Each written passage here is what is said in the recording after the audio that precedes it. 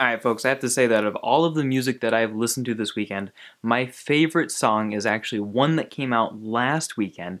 It's Rich White Girls by Mike Posner's new project, Mansionz, with Black Bear. The song and the music video are both deep and interesting, and I think that they are some really solid stuff. I can't wait to hear what you guys think about it and for us to have a discussion about this. Let me explain. Hey everybody, my name is Clifford Stemmie. I'm the Pop Song Professor. Welcome to my channel where we're all about helping music lovers like you to understand the deeper meanings of popular songs so that you know what your artists are saying and can enjoy your music more.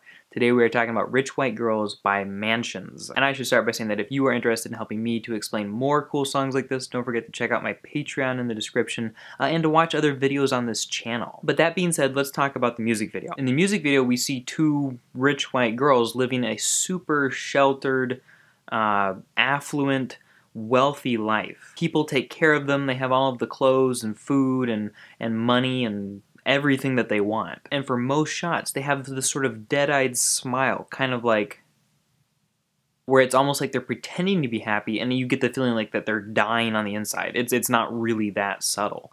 But sometimes you'll see them acting really silly, and that seems to be when they're at their happiest, is when they're just like goofing off and having fun.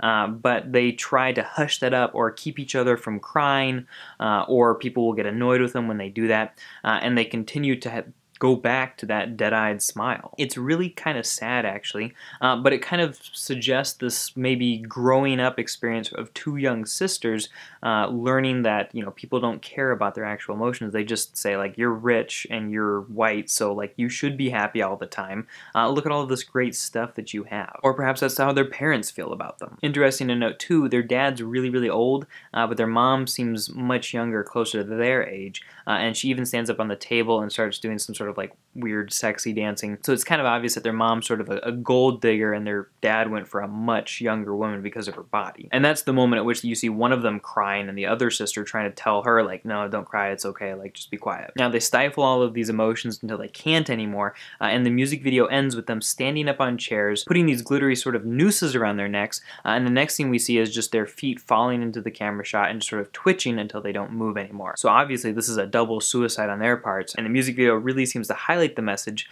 of not taking too lightly the plights of others, wealthy though they be. Life is difficult for everybody, no matter how rich you are. You're just dealing with different problems. And we can go back and forth all day about which one is worse and which one you'd prefer. I think there are people who would say either one, though I think most people would say that we would prefer the problems of the wealthy. I kind of agree with that, honestly. But we should never dismiss the emotional problems that anybody has based on their wealth or anything else. And I think that's the central message of the Rich White Girls music video. Now, the song is a little bit of a different story. Black Bear sings, all I'm doing is wasting my time chasing rich white girls. So he's trying to get one to date him, but unfortunately all they do is bitch and they whine, so they complain, or they're too high maintenance, or they're divas or something like that. So they are asking for things that he can't give them. So he asks, well, what can I give you that your daddy can't give you? Which could have a sexual answer. And then he continues, they only love me when I pay them no mind. So they're fickle, and they love having attention being given to them. Maybe that's the one thing that they couldn't get as children. In verse 1, Mike Posner gets a little bit more specific with some of the details of their relationship. He refers to your love of hurting me, my insecurities, and how you kiss me as if it's a favor done for me. And dating a man like me is just a change in scenery, so it may not last very long, and he's not really sure that he should get used to it. And he finishes, because you never learned what it's like to treat someone decently. So she's not polite, she wasn't taught how to interact with other people in a respectful, honoring sort of way, and the relationship's taken the hit. In verse 2 we hear, I thought that the last tour would help me fill the hole, and then came the outcome, I'm still alone.